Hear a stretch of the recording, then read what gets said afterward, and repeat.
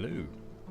So this video is going to be about interactive narrative in a sort of general way. And I wanted to start with Telltale Games' The Walking Dead, and this is season 2.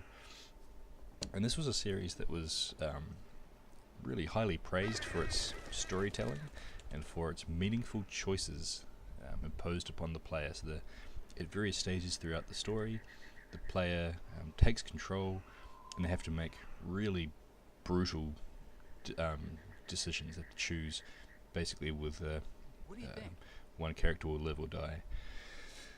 And I loved The Walking Dead season 1. I haven't finished season 2. Why not? But one thing that really disappointed me about season 1 was that I played it through, start to finish, loved it, felt like my choices were really meaningful, and I sort of felt great sense of anguish when certain characters lived or died. I loved it so much that I started to play it again, and then decided to realise that actually my choices didn't really mean anything. So I make a choice now. Thank you, Clementine. I started to learn that Because I'm always my right. decisions made no difference at all to the way that the story had to progress. And this is one of the limitations with this kind of game and this style of interactive narrative, basically, where the gamer is only given nominal choice, very limited, and often quite superficial choices.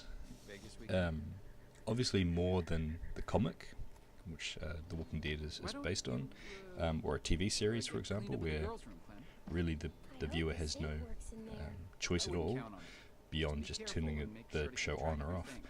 So the interactive narrative of this video game, there is more player interaction, definitely,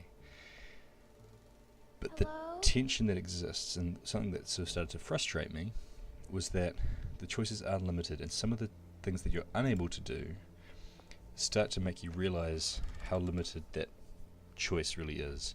So at this point in the game, this is the very start of the game, just trying to find clean water, basically, and an empty stall where I can tidy myself up. So this is all set in the zombie apocalypse. It's all very grim. Going through, trying to find clean bathroom.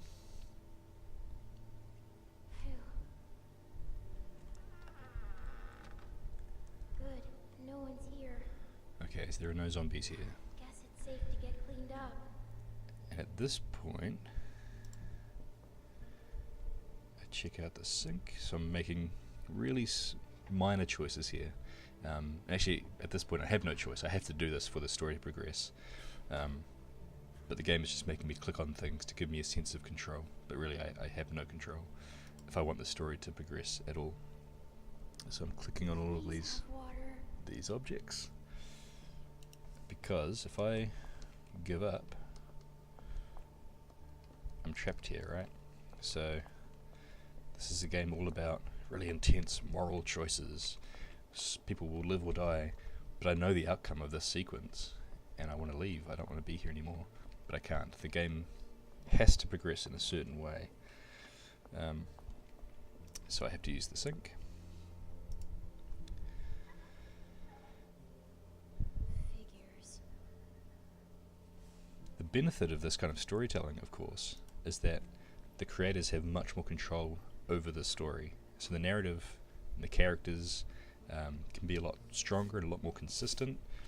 So I have a big rant about GTA 5 in another video, and this kind of game, especially with adventure games, it means that the story can be a lot more deliberate and a lot more controlled, and in a way that can make it actually a kind of more emotional, more engaging story in some ways, except that the player has to concede a lot of control over to the storyteller, which this is the bit that really frustrated me. So this is the first sequence of The Walking Dead 2, season 2, and my gun is here, and I absolutely knew that moving into one of these stalls would trigger some kind of event where that gun being there was really crucial, but I can't click on it.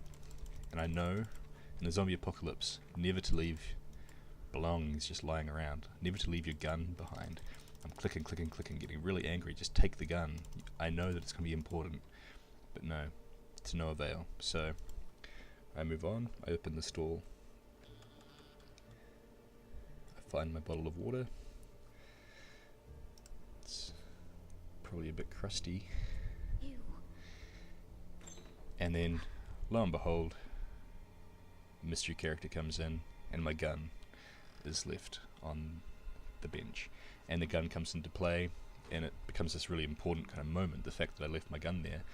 But of course I'm screaming inside, because me, the player, would never have done that. So what we have to do with this kind of game, this the kind of narrative where you have limited interactive capabilities, is just to give in to the fact that you don't have that much control over how things will progress, and just to relish, I guess, the small choices that you do have, and to let those choices immerse you. So this is just I see you. an interesting case of how interactive narrative can work, and how there's a tension between the player playing, actual interactivity, and narrative, and the importance of story.